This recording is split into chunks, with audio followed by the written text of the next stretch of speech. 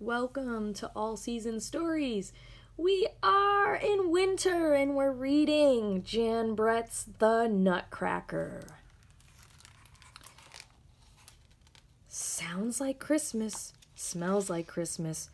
It is Christmas, Marie laughed. Thumps and bumps and jingle bells, I'm ready, whooped her brother Fritz. The doors opened into a magical Christmas party, but Marie never could have guessed how magical. Not far away, Uncle Drosselmeyer was gathering the curious creations he had fashioned for Christmas Eve. Uncle Drosselmeyer wheeled in the mysterious boxes. Inside were a trickster and two harlequins. With a turn of his key, a whir, whir, and a hum, hum, hum, they danced. The figures were so lifelike, everyone wanted to join the fun and dance along. But Marie was enthralled by the Nutcracker her uncle had placed under the tree. He looks like a real boy, she mused, who has traveled from a place far, far away. The partygoers danced the grand march and the quadrille and applauded the beautiful music. Uncle Drosselmeyer arrived at Marie's side. He placed a hazelnut in the Nutcracker's mouth. Crack! Out came a perfect nut. Marie beamed. What a surprising fellow he is, she thought. It was late when Marie's mother pleaded with her to say goodnight to the guests, but Marie would not leave the Nutcracker. Fritz, wanting to see how he worked, had broken the Nutcracker, and Marie was helping him get better. When the house was silent, Marie lay awake in her bed. I better check on the Nutcracker, she thought. She tiptoed past Uncle's old carved clock with the watchful owl on top. In the eerie light, Marie felt odd.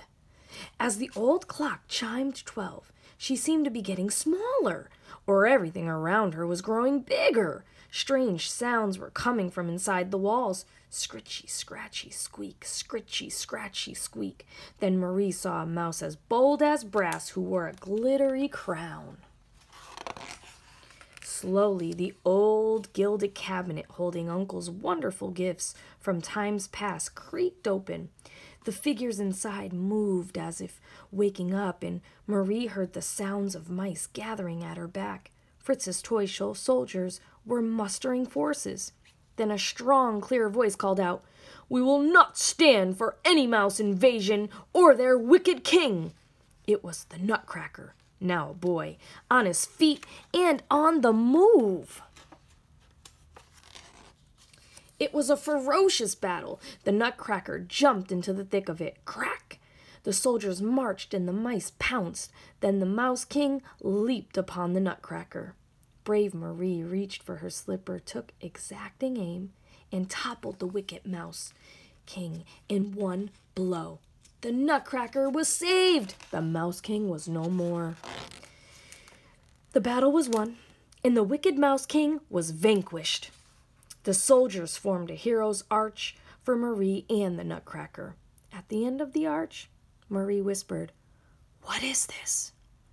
For inside the cabinet, the door to the gingerbread house was open. A sleigh was waiting for them, and Marie and the Nutcracker stepped in. A wintry figure beckoned them forward as she danced among the snowflakes.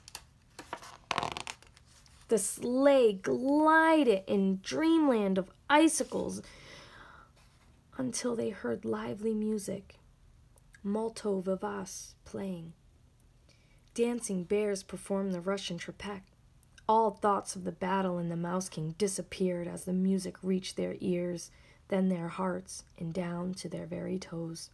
They leaped higher and higher until the one with the twinkle in his eye lifted Marie skyward before gently placing her into the sleigh.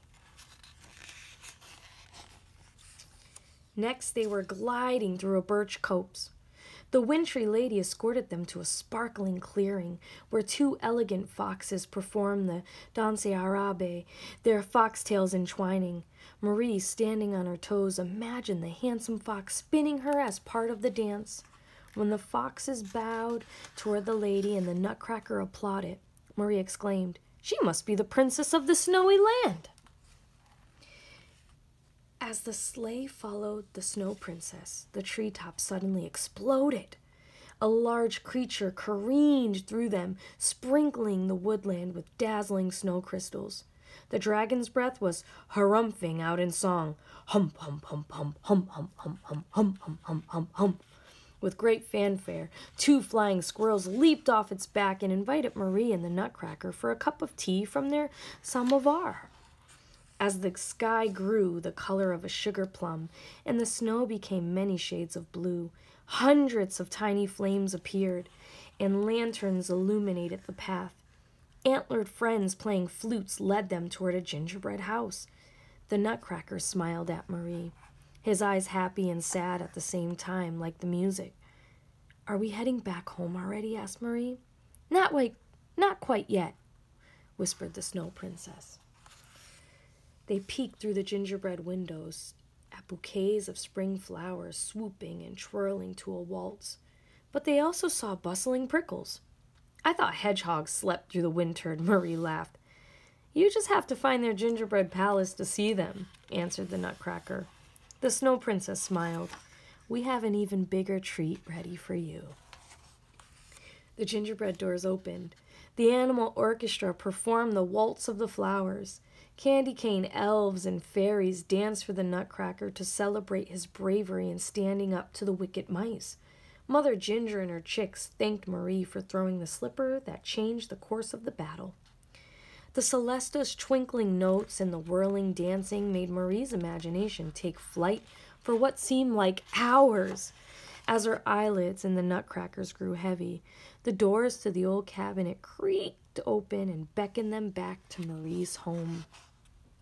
The next day, Marie was happy to wake up to her mother's loving face and Fritz's mischievous smile. Her Nutcracker was by her side, and almost everything was as before. But from that day forward, even when she was grown, if she heard the notes of the Celesta, she felt she and the Nutcracker were back in the land of the Snow Princess once more. That